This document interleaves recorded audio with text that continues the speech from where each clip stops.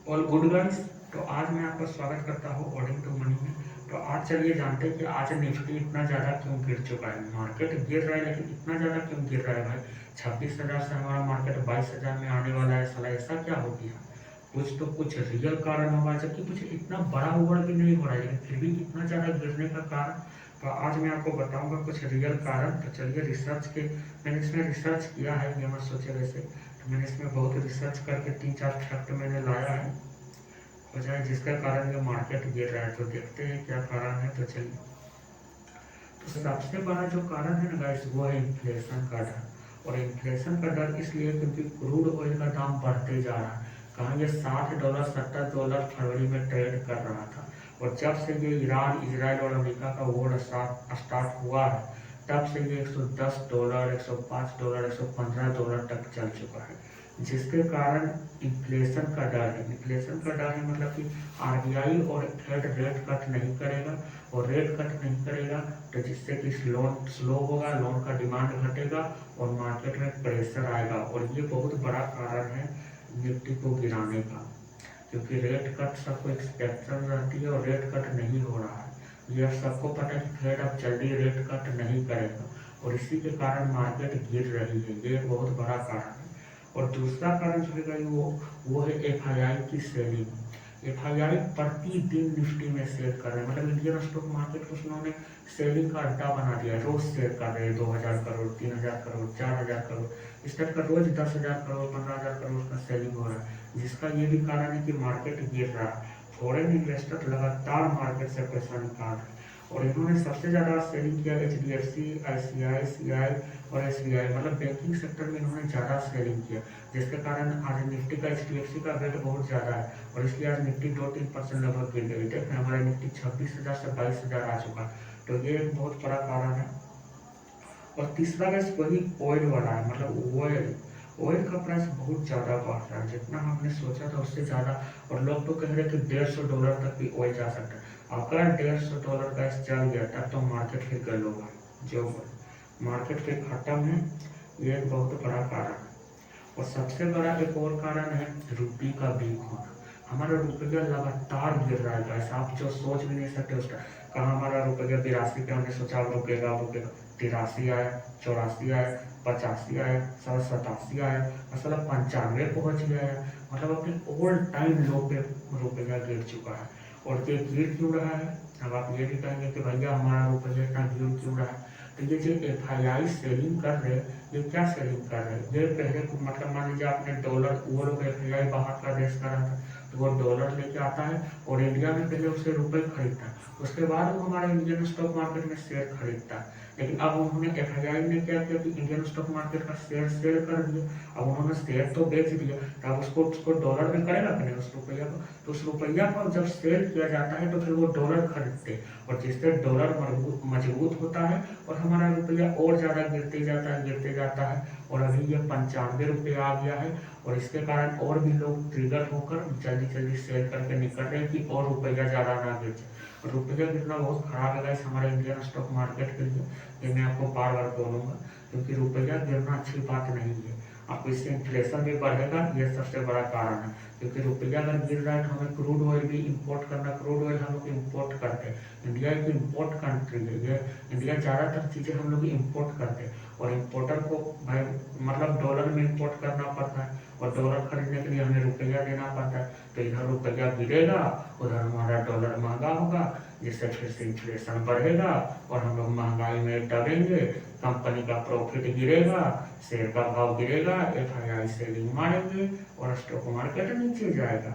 ये एक बहुत बड़ा कारण है रुपया का गिरना। इसलिए भाई रुपया को रोकना पड़ेगा। मोदी जी कहते हैं रुपया नहीं गिरेगा। आज से 2014 वाले भाषण में मोदी जी ने बहुत कहा कि कैसे गिरता है भाइयों, नेपाल का रुपया नहीं गिरता है, का नहीं गिरता है, हमारा इतना जल्दी कैसे गिरा। आज कहाँ है मोदी जी, हमें कुछ बताइए। इतना तेजी से गिर रहा है, ये अच्छी बात है। हमारा स्टॉक मार्केट का क्या होगा भैया। और एक और कारण है सबसे बड़ा, टेक्निकल ब्रेकडाउन का। निफ्टी बैंक निफ्टी जो है ना अपने सपोर्ट के पास आ चुका है।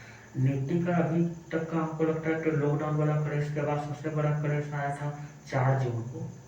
उस दिन निफ्टी लगभग 21,800 में आ गया था, और अभी निफ्टी 22,300 पे चल रहा है, और यहाँ पर एक सपोर्ट है।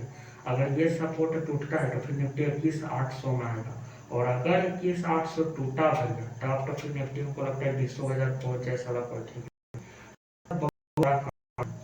मतलब अगर कोई पूछे कि फाइनल क्या 3-4 कारण क्या है, तो सबसे बड़ा कारण है FII सेलिंग प्लस रुपी वीक, ऑयल प्रेशर और ग्लोबल फेयर। ये ईरान साला क्या कर रहा है, मारता है इसमें, मतलब ये पूरा ऑयल सेक्टर को नुकसान पहुंचा रहा है।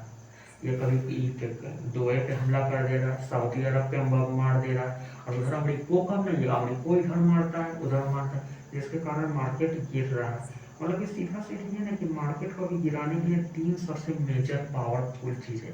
पहला FII सेलिंग, उसके बाद ऑयल प्राइस हाई, और सबसे बड़ा रुपये वीक।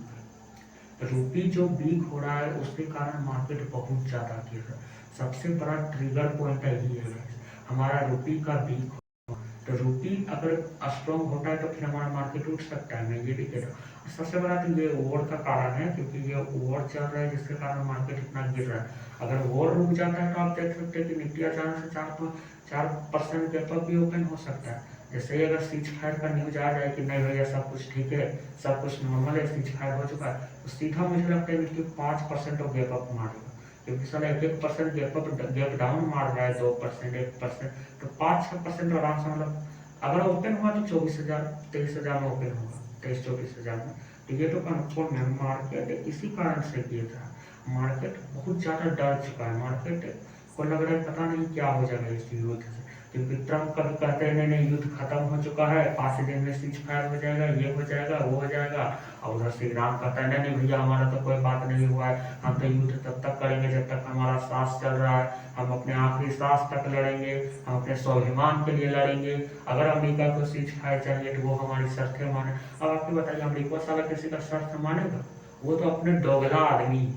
तो ये है, देखते हैं।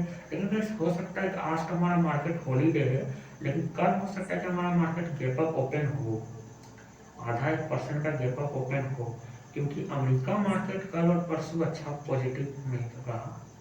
अमेरिका मार्केट कल पॉजिटिव में रहा। अभी आप हमारा निफ्टी देखेंगे, रुकिए मैं आपको चेक करके बताता हूँ। कल निफ्टी 50 हमारा 2.2% लगभग गिरा, 2.14% लगभग। ठीक है, अच्छी बात नहीं है। रोज अभी तक हम अगर देखें एक साल में, तो एक साल में कैसे हमारा निफ्टी नेगेटिव रिटर्न दिया है साला। एक साल में हमारा मार्केट नेगेटिव रिटर्न दिया है। एक साल में हमारा मार्केट 3% का माइनस में, हमारा एक साल में 3% का माइनस में, 834 पॉइंट माइनस में। अब जबकि अमेरिका का मार्केट तो बहुत बूम किया है, तो वो सब तो, लेकिन अगर आप हमारा गिफ्ट निफ्टी देखिए तो अभी तक ये ओपन है, लेकिन आज एक कौन सी है तो उसका कारण बंद है, लेकिन गिफ्ट निफ्टी ओपन है, तो उसका हम साथ देख लेते हैं। तो गिफ्ट निफ्टी में मतलब एक 200-300 पॉइंट ऑफ है, गिफ्ट निफ्टी 200-300 पॉइंट ऑफ है। तो देखते हैं कल क्या होता है। अब तो कल ही पता चलेगा, कल मार्केट खुलेगा तो पता चलेगा। लेकिन मार्केट गिरने का 3 मेन यही मेजर प्रॉब्लम है जो कि मार्केट को ज़बरदस्ती गिरा रहा है।